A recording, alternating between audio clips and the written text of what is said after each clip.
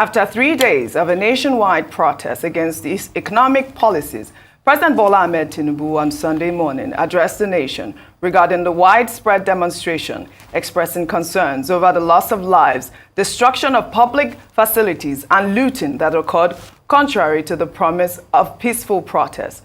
President Tinubu highlighted the economic reforms his administration has undertaken, including the removal of fuel subsidies and the abolition of multiple foreign exchange systems, which has negatively impacted the economy. He noted that these actions were necessary to reverse economic mismanagement, stating that they have led to significant improvements in government revenues and productivity in the non-oil sector. The president also outlined several initiatives aimed at economic development and social welfare, such as major infrastructure projects, the compressed natural gas initiative to reduce transportation costs, and various programs to support and empower the youth, including the student loan scheme, the Consumer Credit Corporation, and the Digital and Creative Enterprises Program. Additionally, he mentioned the introduction of the National Minimum Wage Law, the renewed Hope City and Estate Housing Initiative, and incentives for farmers to increase food production. I am especially pained by the loss of lives in Borno, Jigawa, Kano, Kaduna, and other states, the destruction of facilities in some states, and the wanton looting of supermarkets and shops, contrary to the promise of protest organizers that the protest will be peaceful across the country. The destruction of properties set us back as a nation, as scarce resources will be again used to restore them.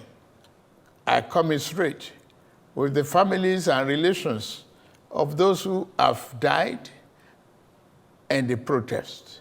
We must stop further bloodshed, violence, and destruction. As the president of this country, I must ensure public order in line with the constitutional oath to protect the lives and property of every citizen. Our government will not stand idly by and allow a few with a clear political agenda to tear this nation apart. Under the circumstances, I hereby enjoin protesters and the organizers to suspend any further protest and create room for dialogue, which I have always acceded to at the slightest opportunity. Nigeria requires all hands on deck and need us all, regardless of age, party, tribe, religion, or other divides, to work together, reshaping our destiny as a nation. To those who have taken undue advantage of this situation to threaten any section of this country, be warned.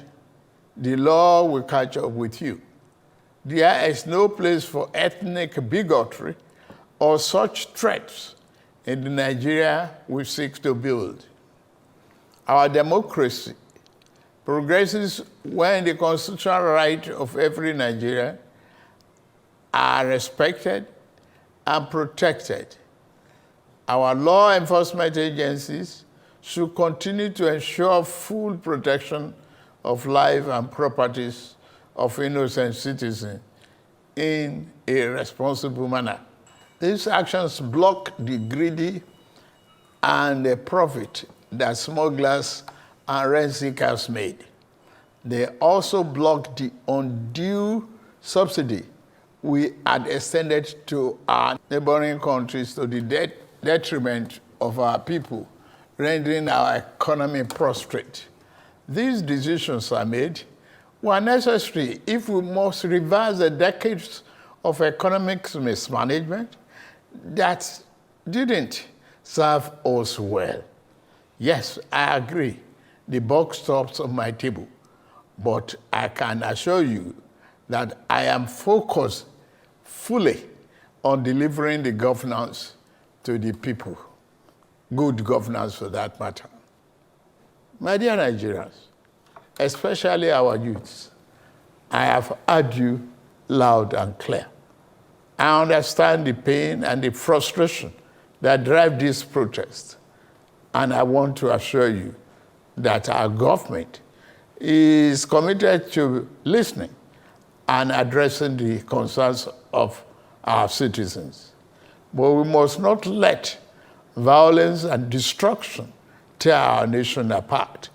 We must work together to build a brighter future where every Nigerian can live with dignity and prosperity. The task before us is a collective one, and I am leading the charge as your president. A lot of work has gone into stabilizing our economy, and I must stay focused on ensuring that the benefits reached every single Nigerian as we promised. My administration is working very hard to improve and expand our national infrastructure and create more opportunities for our young people. Let nobody misinform and miseducate you about your country or tell you that your government does not care about you.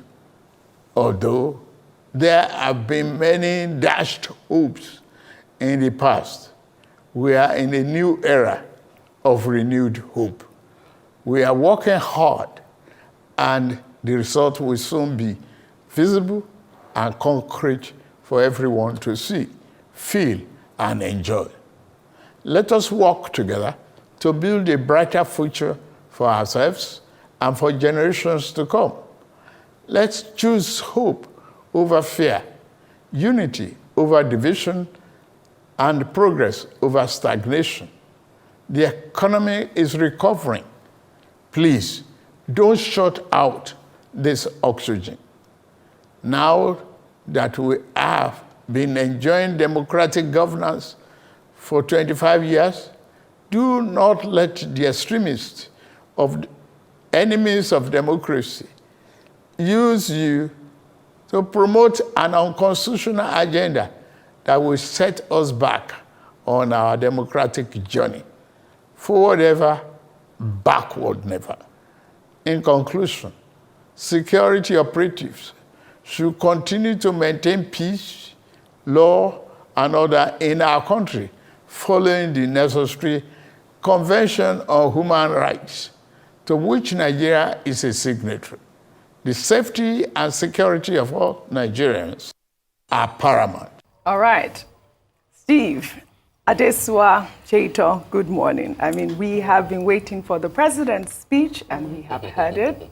I mean, Nigerians have gotten what they wanted. But you know, a lot of questions have been raised so far, because I mean, we did see that the speech came out at 7 o'clock, and we have seen some reactions already. But I think that he did well to mention or reel out all of the reforms that he has taken, including the removal of fuel subsidy, which he said that it was necessary to reverse decades of economic mismanagement. I mean, I think that that is one of the biggest plea from Nigerians out there. If we've listened to the protest, it was the issue of fuel subsidy that that people were really hampering upon, and he has talked about that. But I mean, a lot of Nigerians will ask, are these measures that he's reeled out, are they for the masses out there? I mean, do they seem superficial at this point? Because there were a lot of issues that were raised, including unemployment, cutting the cost of governance, and you know, all of those issues. The protesters were calling on for 3 days. Do you think that the president was speaking to Nigerians in this speech? Steve? All right, thanks, OG. I agree with you that it's commendable that at least, you know, the president has reacted. Yes. You know, he has spoken. We've been on that for almost a week, that, you know, even before the protest started at all, maybe it would have helped a bit if he had come out to say something. But of course, he chose not to. Now that the protest, if we are counting, by today, that will be day 4, if the protest is still on at all. Yes. He has come out to speak. 3 things stood out for me in the president's speech. One is the combination of explanation and empathy. Yes. He says, I come to you with heavy heart. He says he's especially pained by the fact that people died. And then there is justification for many of the reforms, many of the things that he's doing. Is basically saying these are the reasons why we have to go this route. This is the reason why I'm insisting that this is the best way that we can take Nigeria. The other one, so he's high on those two, But where he's very low is the area of concession. I looked at the entire speech, listened to him in total, reread, and what I missed is the area of concession. The president has not conceded in any way whatsoever to the specific demands that people are making. Don't get it, wrong. People are not saying that in 14 months and 2 days that he hasn't done anything. There are areas that people will say, okay, because of the reforms, these are the things that you have done. People are collecting student loans. There is activity. But the activities, do they match the pain that people are going through as a result of the reform? So I was hoping that the president will seize the opportunity to at least make one or two concessions, particularly in the area of the cost of governance.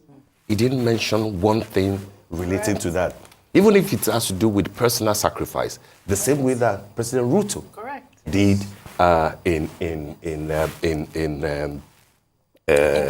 Kenya. He expects the Nigerian people to sacrifice, but it seems as the president and within his government, there is no sacrifice. And his team. You have to lead by example. If you're saying it's painful, then you must lead And you know by why it's a example. bit surprising? Is because I thought that the president was looking for an opportunity to, what he may not be able to do politically, that he will use this opportunity to say that, yes, I agree with you that the cabinet is too large, for example, and that we do not need 48 ministers. What the Constitution says is 36. If you add Abuja, you don't need more than 37 or 38. And that you use that opportunity to weed out about 10 or a dozen of the ministers who, by the way, are perceived not to be doing too well. He missed that opportunity.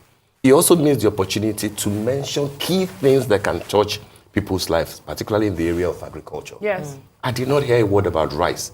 I did not hear anything about this is the specific. He was specific, though, about housing. Housing. He did mention the tractors from America. So he mentioned the tractors, and he did say that they were coming, and I think that that's very positive. Yes. But as we also have said many times, that agriculture is a multifaceted issue here. Our food security has to do with not just the technology and the inputs, but also insecurity in those regions. And so if he's mentioning one half and not talking about the other, then we're not going to have actual progress. And it goes to what you're saying. Yeah. Do people feel your reforms? Exactly. It's good that we have MSME centers. Yes. It's good that we have a credit scheme. It's good that we have student loans. Yes. But the primary reason people came out is because they said we are hungry. Right. Yeah. And you did not address that. We are struggling to cope. We are struggling to cope, and that was truly not addressed. Definitely, just to touch on it before you go, I agree with all three of you 100%. And like you said, it would have been a really perfect opportunity for the president to come out and actually touch on the key issues. Another thing that, he's done it now, better late than never, but I wish he gave this speech way before the protest even kicked off, because the truth is, people have actually died. Yeah. Properties have been destroyed. We saw, the Minister of Information and Technology, Bosun, come out and talk about how much was stolen, from the NCC. So the damage has already been done. This might douse it a bit, but I really do hope that it's not just, I think it will. Because the Nigerian people wanted to hear from them. This is day 4. Right, it's meant to be a 10-day protest. We can see on social media that Monday is expected to be far bigger. And my point is, if there were no concessions in the speech, is the president therefore saying that the military should step in if the protest should... I have to say that these reforms that he has read out has been announced in the news for weeks. Yes. We've heard about the student loan, we've heard about this CNG for cutting the cost of transportation, and we have heard all of that. What we didn't hear was that cutting the cost of governance. If you recall, there was that broadcast that, Bayo Ononuga had debunked, which listed what Nigerians really wanted. And half of it was the fact that they needed the president to say, yes, I'm going to cut my salary, I'm going to reduce my cabinet, I'm going to make sure that my ministers are... Exactly. And also, you know, there is also the 12th demand that he could have gone through and, you know, speak to that. But I especially like the fact that he called on those who have used this opportunity or taken this opportunity to threaten a certain section of, you know, Nigerians, saying that, you know, there is no room for ethnic bigotry here. And I think that we need to set an example. They need to make sure that, you know, these people are arrested and called out. The president did well in making sure that he highlighted that. I think that is quite important.